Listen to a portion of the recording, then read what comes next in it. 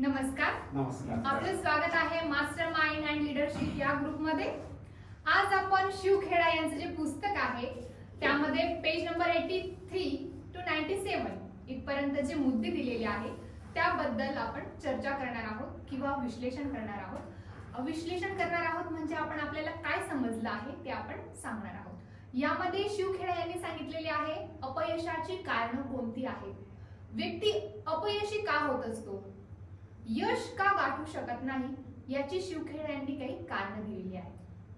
त्यामध्ये सर्वात पहिलं कारण शिवखेडा यांनी जे सांगितलेलं आहे ते आपल्याला सर्वांना माहित देखील असेल की बरेच व्यक्ती हे धोका पत्करत नसतात. म्हणजे धोका पत्करण्याची तयारी नसणे हे अपयशाचं पहिलं कारण आहे. असं म्हणतात नाम बनते हे रिस्क से. आपण हिरो होंडाची ऍड मध्ये देखील हे ऐकलेलं असेल. नाम बनते हे रिस्क से म्हणजे धोकानेच आपलं नाव हे होत असतं. रिस्क घेतलीच पाहिजे. जीवनामध्ये जर आपण धोका पत्करायला तयार नसणार तर आपण नवीन गोष्ट शिकूच शकत नाही. चुका आणि शिका. एडवर्ड थॉर्नडाईक यांची एक उपपत्ती आहे अध्ययन अध्यापनाचे मानसशास्त्र, बाल मानसशास्त्र. यामध्ये सांगितलेले आहे की व्यक्ती हा चुकातूनच शिकत असतो. म्हणजेच चुका केल्यानेच व्यक्तीला नवीन नवीन गोष्टी ह्या शिकायला मिळत असतात. परंतु ती चूक पुन्हा पुन्हा होऊ देऊ नये. जेव्हा आपण लहान असतो, जेव्हा आपण चालायला शिकतो तेव्हा आपण अनेक वेळेस खाली पडतो, पण आपण चालायला सोडतो का? नाही सोडत. आपण चालतच राहतो, प्रयत्न करत असतो. म्हणजे एक तो धोकाच असतो, म्हणजे आपण ते शिकत असतो. जेव्हा आपण सायकल शिकतो, सायकल शिकताना देखील आपण खाली पडत असतो. आपण जर प्रयत्नच केला नाही तर आपण शिकणारच नाही. आणि त्याचाच उपयोग आपल्याला जेव्हा आपण टू व्हीलर चालवतो तेव्हा होत असतो. म्हणजेच काय, आपण एखादी गोष्ट जर शिकली तर त्याचा उपयोग दुसरीकडे देखील होत असतो. जेव्हा आपण धोका पत्करत असतो तेव्हा आपण नवीन गोष्ट काहीतरी शिकून घेत असतो. त्याचा उपयोग आपल्या जीवनामध्ये चांगल्या पद्धतीने होत असतो. जीवनामध्ये प्रत्येक ठिकाणी धोका आहे. हसण्यामध्ये मूर्खपणाचा धोका आहे. प्रेम व्यक्त करण्यामध्ये हळू होण्याचा धोका आहे. जो व्यक्ती धोका पत्करायला तयार होत नाही तो आयुष्य चांगल्या पद्धतीने जगू शकत नाही. म्हणून जीवन जगण्यामध्ये धोका पत्करणं म्हणजेच एक स्वातंत्र्य आहे असं शिवखेडा यांनी आपल्याला सांगितलेलं आहे. आणि चार्ल्स शूल्स यांनी म्हटलेलं आहे की आपल्या आयुष्य हे 10 गिअरच्या सायकल सारखं आहे. आपल्या जीवनामध्ये हे जे 10 गिअर्स आहे सायकलचे त्याचा उपयोग न करता आपण एकही गिअरचा उपयोग क्वचित लोक करत असतात.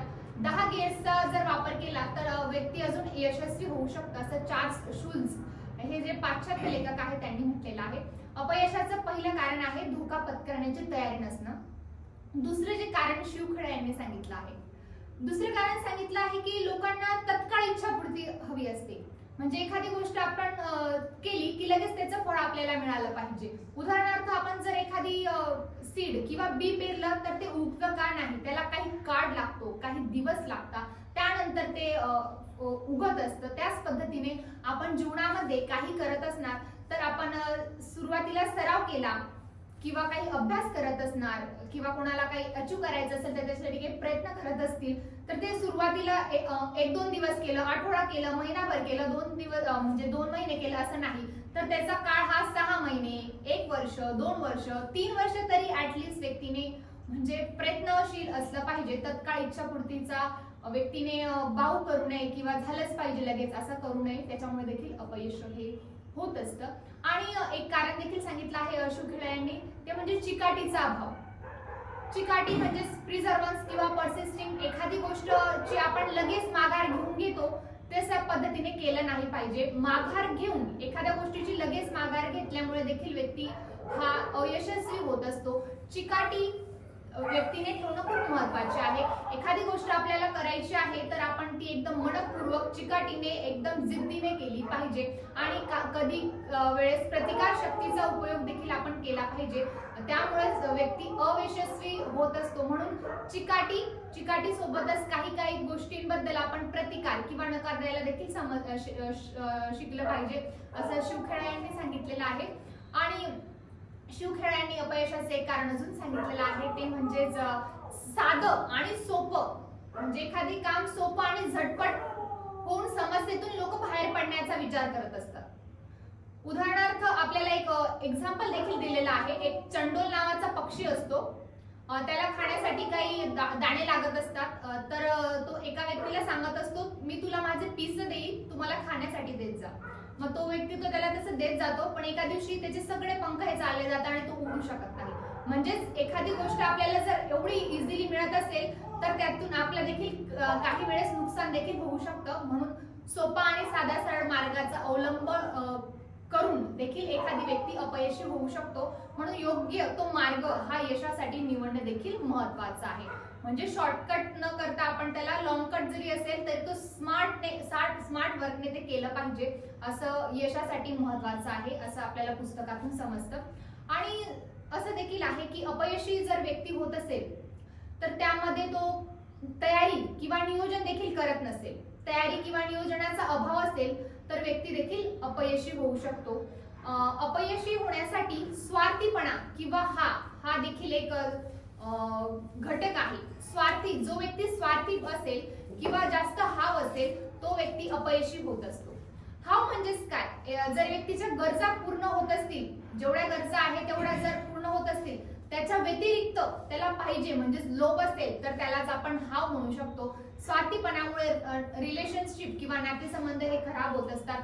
स्वार्थीपणामध्ये व्यक्तीचा मूळचा स्वभावच हा स्वार्थी आहे. प्रत्येक गोष्टीमध्ये व्यक्तीचा स्वार्थ असतो, तेव्हाच व्यक्ती एखादी कृती किंवा कार्य हे करत असतं.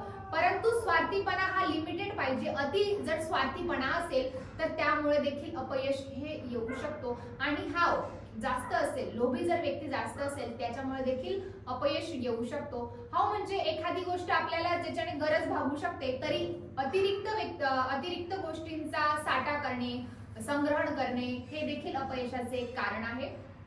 तसेच निर्णय क्षमता, स्वतःचं मत व्यक्तीला नीट माहीत नसणं. जर व्यक्तीचं मतच निश्चित नसेल तर त्याच्यामुळे देखील अपयश होत असतं. निर्णय क्षमता किंवा आपलं मत हे जर योग्य नसेल, जे पद्धतीने आपल्याला पाहिजे, जर व्यक्तीचं मतच जर एक ठाम नसेल, असं विखुरलेलं असेल, ते देखील अपयशाचे एक कारण आहे.